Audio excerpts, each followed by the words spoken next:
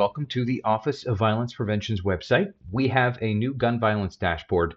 I'm here to show you a little bit of how it works, help you navigate it, and understand a little bit more.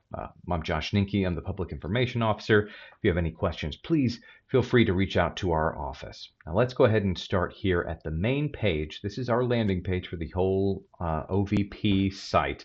You'll see at the very top here, there's a picture that will take you to the gun violence dashboard.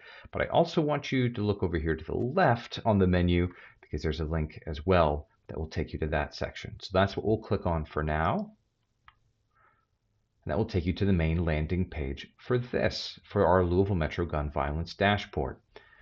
Now you can see we've got our purpose statement telling you a little bit more about what the reason for this is, a little section about the data, and a section you can click here for the data portal. That will take you to where all this information is pulling from LMPD's database. So if you want to go through all of that information yourself, that is an option as well.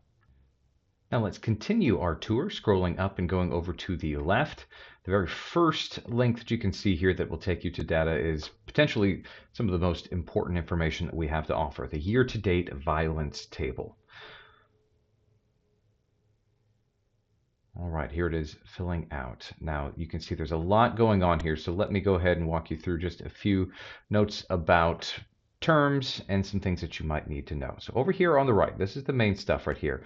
We have incident. These are the number of incidents or events, crimes that have happened, and then the number of victims over here on the right. Now you see they are not the same number because sometimes there can be multiple victims for a single incident. And a person can be victimized several times, and they will continue to rack up this count over here on the right. Now, I want you to also note that essentially anything you see on this screen, you can change. So this defaults to year-to-date, you can see right there, and defaults to homicide and for the entire city and metro area of Louisville. Now, if you want to, you can also look at specific causes. Now, what we do a lot here at the Office of Violence Prevention is work with gunshot wounds when it comes to tabulating statistics. So I'm going to go ahead and automatically put that on.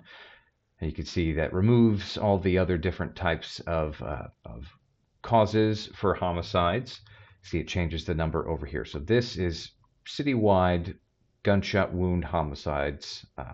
But you can also come up here and select non-fatal shootings. That also changes the table.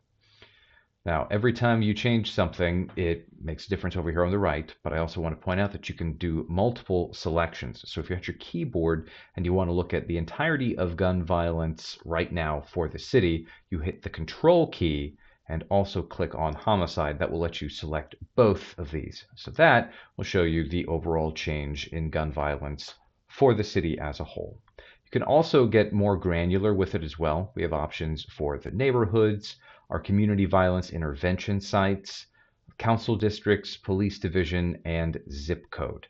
But you can also look at historic. So we will clear the selection and we can look at historic data. You click true right here and this, and then apply. And then this, you'll notice over here, 2026 goes away because this just does the entirety for an entire year. So any year that does not have complete data will not show up over here on the right. Again, if you want to clear all of that, hit clear selection, we'll revert back to the normal year-to-date filter, apply, put that back on. You can also look for specific months if you would like. So we'll clear out the year-to-date selection and just look for, let's say, January. Apply. And here is all of the information for our homicides and non-fatal shootings, gunshot wounds specifically for the entire metro for the month of January. The next page I'm going to take you to is victim demographics. This is showing you more about who has actually been shot here in the city of Louisville. You see some historic information up here at the top. You can read more about that. Then I want you to look at this very first table.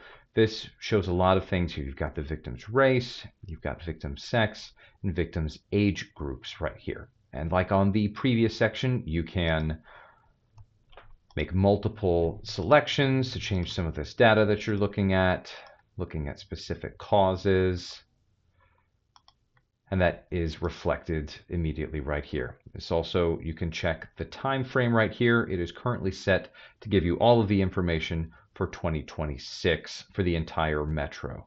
Like I've mentioned, we can even do specific neighborhoods. Got a lot of these listed out right here, our specific CVI sites and zip codes even. And again, a reminder, you hit the control button if you want to select multiple selections. So that is the specific victim demographics right there. While the previous chart up here is a bit of a snapshot in time for what is happening right now, the next one will let you look at violence and victimization trends going back in history a little bit. So it automatically goes year to date at the moment to display all of what's going on over here. We've got homicide and non-fatal shootings selected at the moment, but obviously you know by now that you can change that as you would like. You can also break it down by specific races, specific sex, and different age groups as well throughout all of this information. And as usual, neighborhood, CVI site, council district, division, and zip code are also things that you can change. Now let's move on to one of the more visual sections of what we've got going on here. Let's look at the citywide map. So when we're looking at this, you can see all the different data points going on here. You can also, as usual, select neighborhood, council district, zip codes, divisions for the police, CVI sites, and then the far button on the right here resets the map to what we've got going on. So this right here, set for just this year. So you're looking at just this year at this point. Homicide and non-fatal shootings. And you can be even more specific here. Select gunshot wounds. The map will reset. You can also zoom in on what's going on here. Let's see, so let's look right here in the Park Duval area. You can see the brown selections that here are non-fatal shootings. It will give you as much information as we can about what the date, the time, and the location. It also shows you some of the demographic information as well. If you look over here, you can see the pink dot is a homicide. Again, same type of information over there on the right. Now, one of our last things that I wanted to show you when it comes to displaying data is the overall trends here on the left. So this will give you a lot of things that you can look at. Again, historically is what we're looking at for the most part on this. So this line graphs of homicides and non-fatal shootings. You can see the spike that we saw back in 2021 and the very steep decline, especially when it comes to the non-fatal shootings. But again, the homicides also on a downward trend. Now again, since this is technically historic data, you will only see it ending in 2025 because this is for the year as a whole. You will not see 2026 on this specific one. And over here, this is looking specifically at year-over-year monthly victim trends. So there's a lot of different information looking at the different colors, obviously for different years, number of victims per month.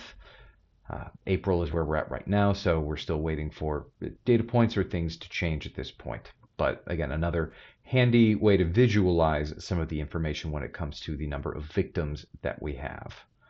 And the last one that we have is the heat map by date and time. This is an interesting one. So this is looking at year to date at the moment. So this is 2026 data, and it will show you the different times of day and the different days of the week when things are happening. But you can also include non-fatal shootings as well, and that will give you a better idea of gun violence in general. I could see a little bit of a mishmash of everything. Now, when it comes to this, you can also take the dates back a little bit farther, and let's look at the last 5-6 years. You can see that 2200 here on the right on Sunday, Monday, Tuesdays is a big time.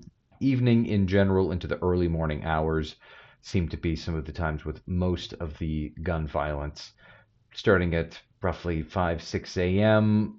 through the daytime parts, not nearly as much historically. But again, you can play with all these to figure out whatever you would like to know when it comes to comparing some of this data.